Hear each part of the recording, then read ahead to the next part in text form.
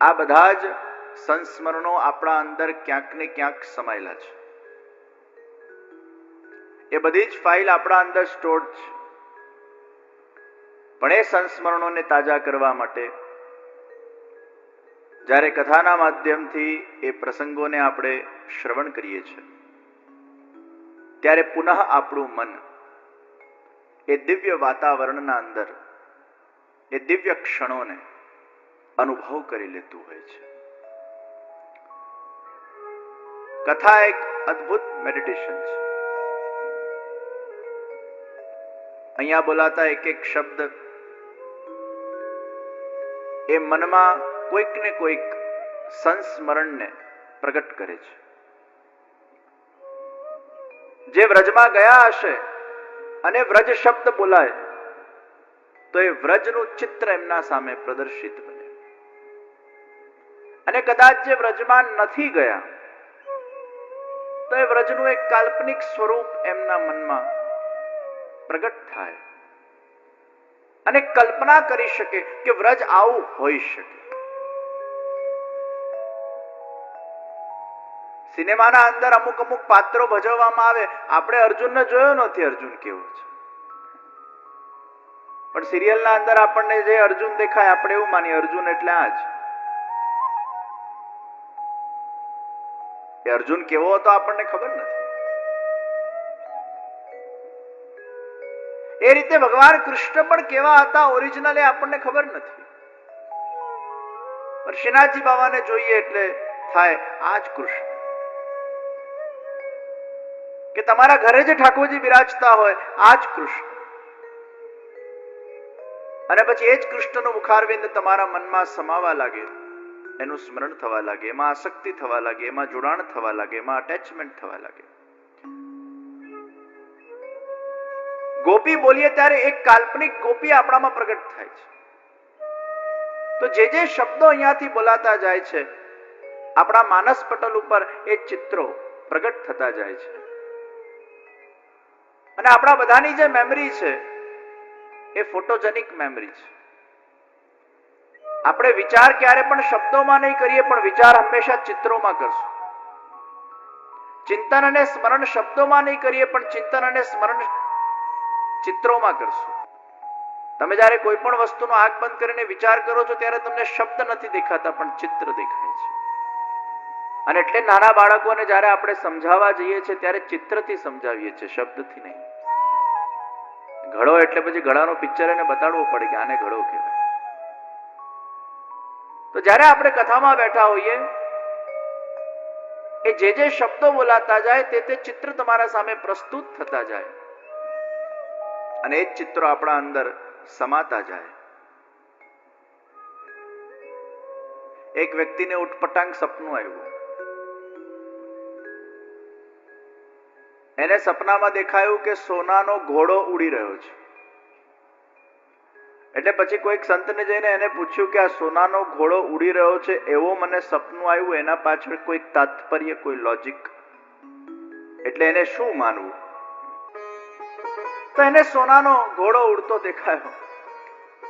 એટલે સંતને પૂછવા આવ્યો કે આના પાછળનું ભાવાર્થ શું? એટલે સંતે કીધું ભાવાર્થ કશું નથી, તે સોનું જોયું છે ને? મને કે હા. ઘોડો જોયો છે ને? મને કે હા. અને પક્ષી જોયો છે ને? મને કે હા. એ ત્રણેય સપનામાં ભેગા થઈ ગયા. એ સુવર્ણનો ઘોડો ઉડી રહ્યો છે.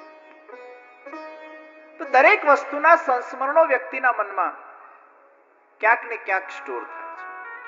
એટલે આપણા ત્યાં એવું કહેવાય કે તમે તમારા ઘરના અંદર કંઈ પણ બોલતા પહેલા 10 વાર વિચાર કરજો. એ તમારું સંસ્મરણ બનશે. તમે વારંવાર તમારા છોકરાને એવું કહો ડોબો ડોબો ડોબો ડોબો, એટલે ડોબો એના મગજમાં ઘૂસે, એના સબકોન્શિયસમાં એ ડોબો ઘૂસ્યો, એનું સંસ્મરણ બનશે. આપણે શું સાંભળીએ છીએ, શું બોલીએ છીએ, એની આપણા મનમાં બહુ મોટી ઇમ્પેક્ટ પડે છે. આપણું મન બહુ સેન્સિટિવ છે ભાઈ. એટલે જ બહુ વિચારપૂર્વક વાણીને બોલવી. નેગેટિવ શબ્દોનો ઉચ્ચાર જ નહીં કરો. Always you have to be positive. એ ડોબો હોય તો એના સામે ડોબો બોલવો નહીં, એ મૂર્ખો હોય તો એના સામે મૂર્ખો બોલવું નહીં, નહીં તો વધારે મૂર્ખ બનશે. પોઝિટિવ વાઇબ્સ જ્યારે વ્યક્તિ કોઈ પણ વ્યક્તિને આપે છે, એનું સંસ્મરણ પોઝિટિવ બને છે.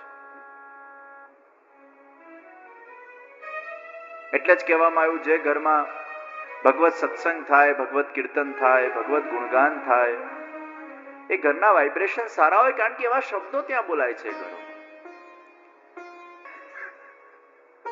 આજે આપણે ગંગા કિનારે બેઠા હોઈએ, યમુના કિનારે બેઠા હોઈએ, વ્રજના એ વાતાવરણમાં બેઠા હોઈએ, એ વાઇબ્રેશન ફીલ થાય. કારણ કે યોગ ભૂમિ છે, તપોભૂમિ છે, ઋષિ મુનિઓની ભૂમિ છે. ત્યાં તમે આંખ બંધ કરીને બેઠા હો અને તમારું ધ્યાન તરત જ લાગી જાય. કેમ? કારણ કે એ ભૂમિના, એ વાયુના એ વાઇબ્રેશન છે. એ ઘરે આપણું ભોગ ભૂમિ છે, એમાં કદાચ ધ્યાન લાગે ન લાગે, પણ એ ઘાટ ઉપર વ્યક્તિનું મન લાગી જતું હોય છે. તો તમારા ઘરને પોઝિટિવ વાઇબ્સ યુક્ત રાખો. સંસ્મરણ તમારા મનને સારા આપો. પોઝિટિવ બોલવાનું એક નેચર રાખો. આપણા ત્યાં સાંજે 6 વાગે આપણે બારણા ખુલ્લા રાખીએ છીએ, એનું કારણ છે કે લક્ષ્મીજી અને દેવો બધા ઘરે પધારે છે. એટલે સાંજે 6 વાગે ભોગ કરવું એ જરાય યોગ્ય નથી. સાંજે 6 વાગે પિક્ચર નહીં જોવી જોઈએ, સાંજે 6 વાગે ભોગ નહીં કરવો જોઈએ, સાંજે 6 વાગે ઊંઘણસીના જેમ ઊંઘતા નહીં રહેવું જોઈએ, સાંજે 6 વાગે ગુસ્સો નહીં કરવો જોઈએ. સાંજે 6 વાગે ત્રિકાલ સંધ્યાએ આપણે બારી બારણા ખોલી દઈએ છીએ, પોઝિટિવ એનર્જી એ વખતે આવે છે. ત્રિકાલ સંધ્યા સત્સંગ કરવા માટેનો શ્રેષ્ઠ અવસર છે, અને આપણે ત્રિકાલ સંધ્યાએ સત્સંગ કરી રહ્યા છીએ. પણ એ ત્રિકાલ સંધ્યામાં જો ગુસ્સો કરીએ અને એ સારી એનર્જી આવતી હોય, એ વખતે દેવો એ ભૂતલ પર વિચરણ કરવા માટે આવતા હોય છે. એટલે એ વખતે ભોગ કરવાથી એ નારાજ થાય છે. તો આપણા ત્યાં ઘણા બધા આવા વિષયો મૂકવામાં આવ્યા, પણ મૂળ લક્ષ્ય એ છે કે વ્યક્તિના મનમાં સારા સંસ્મરણો ઉભા થાય, શુભ સંસ્મરણો ઉભા થાય, સારા વિચારો એના અંદર ઉત્પન્ન થાય, એનું મન સાત્વિક બને, એનું મન નિર્મળ બને, એનું ચિત્ત પ્રસન્ન